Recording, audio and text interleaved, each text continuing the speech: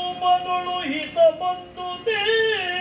ಧರ್ಮಜಗೆ ಪಾರ್ಥಗೆ ಹರಿಗೆ ಸನುಮತವೇ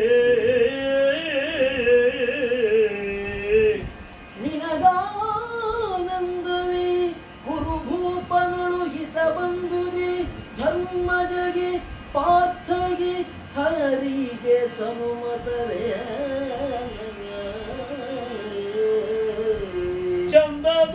ಚಂದದೊಳಗಿನ್ನೊಮ್ಮೆ ನುಡಿ ಮೊದಲೆಂದ ವಚನವ